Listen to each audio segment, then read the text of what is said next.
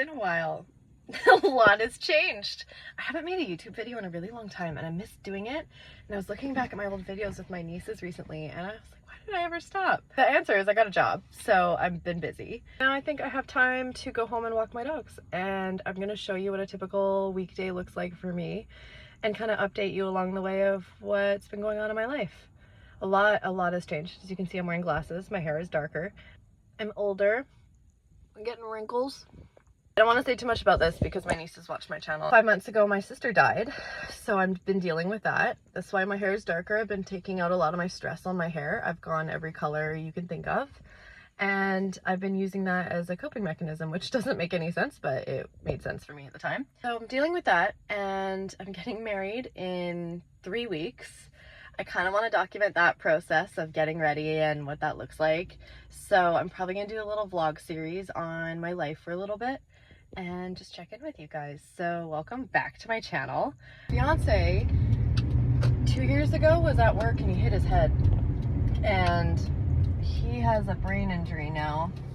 It's wild that you can just, like, he's a mechanic and under a truck turns his head, bashes it, and boom, brain injury. So he's very forgetful.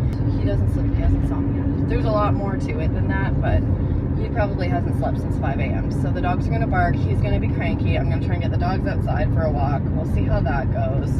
So I'm not gonna film that part because it's not fair to Devin. And I think I'm gonna take Lola first for a bike ride. And then I'm thinking of taking Jake and Buddy through the forest. What do you guys think? You like that idea? You do? Well, that's good news. I'll probably be wearing a helmet, but I'm not going to.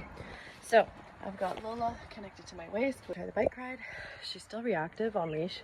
So I'm hoping a Thursday morning we'll steer clear of other dogs, but we'll have to see. Pretty tired? She's actually doing really good. There's no dogs out. I went up a hill and she's already dragging behind me. I need to do this more often to exercise her because this is fantastic. Look how tired she is. She actually did amazing. Better than I thought. We've got Buddy next. You might be wondering why I'm using the halting on them. It's because they pull, but I have it all the way open. So they can pant. They can slide this right off their face if they wanted to. It's just to guide them from their muzzle instead of their neck. I don't want to collapse his trachea. So far, he doesn't seem to mind it at all. That's really, really loose. I just wanted you to know that. Jakey, who's my little senior in the bike with his little paws. Oh my goodness. So I'm gonna take them up to the forest and then tie my bike up so that, oh, you wanna get going? I'm gonna let him run in the forest so he still gets exercise, but he can't run beside the bike because he's too little. You wanna go places, do things? Oh, this is hard to do one-handed with 2 dogs. Come on. Good boy. I've stashed my bike and locked it up, and now we're ready to go for a walk in the forest. It feels a bit strange to be grieving the loss of my sister in the same year that I'm excited I'm getting married and possibly buying a house. It feels strange to feel guilty for being sad when you should be excited, and then guilty for being excited when you should be sad. It's very confusing. This is one of my favorite places to come when I just need peace.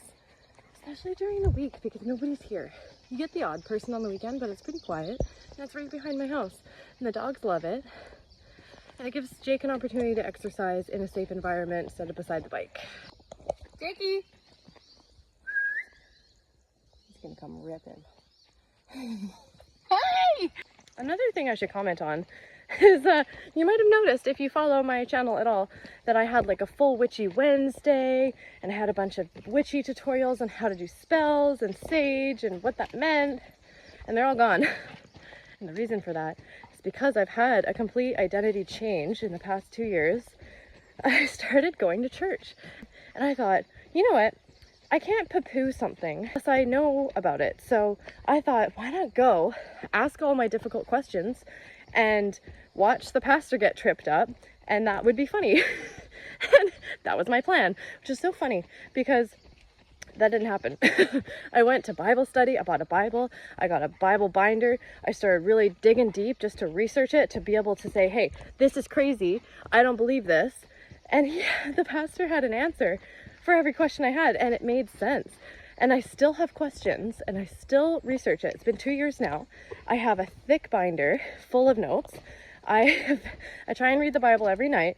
And in the process of trying to trip up the pastor, I found Jesus. So it just didn't feel right to do New Age and the witchy stuff anymore. And I know that some people, that might make them uncomfortable and they might not agree with that and they might think I'm crazy, and that's fine. I really don't care what people think. It brings me joy. It makes me a better person. It makes me care about others on a level I never thought I could. It's just changed my life so much for the better. I actually ended up getting baptized last year. If you're Christian or interested in Christianity and you're kind of thinking about getting baptized, I really recommend it. But I'd look into it and what it means before you do it. Understand what you're getting yourself into. I definitely did, and I would do it again. The second someone asked, I'd be like, let me in, and then I'd dive in the water, and that's how that would happen. Instead of praying to the universe, I pray to God, and instead of using cards to ask questions and get answers, I pray, and I still get my answers. They're just in a different way, and it just makes more sense to me, and that's okay. Good boy. Just passed out from that walk.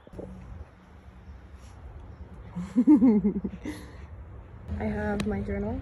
I've made this since the day Denise died.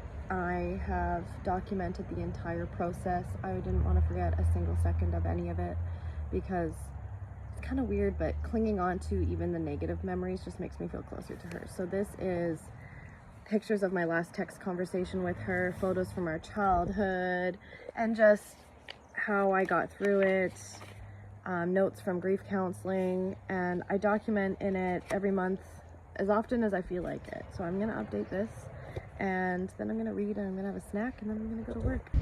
Okay, I'm headed back to work. I actually manage a locally owned pet store, which makes a lot of sense for me because I have a lot of pets. So I've been doing that for almost 3 years. I just want to say really quick before I go into work that I know it seems like I'm not grieving and that I'm totally fine. I made a YouTube video 3 weeks after she died, and I never ended up posting it because it was really heavy, and I don't know, I didn't post it. I just figured like it was a little too raw. I will show you a clip of that so you can see how far I've come though. Yeah, I took 7 weeks off work, and there was a point where I couldn't even get out of bed. So just know that I've paid my dues, and I've come out the other side for the most part. I still have bad days, but I have more good days now. Thank you for watching this whole video. I know if you don't know me personally, it's probably kind of boring, but I make these for me. I like to look back on my life. With Denise passing, I don't have a whole lot of video footage of her, so I think it's really important for me to document my life, not just for me to look back on, but for family when I'm one day no longer here. So it's okay if it's boring to you. I like it, and I'm gonna keep doing it.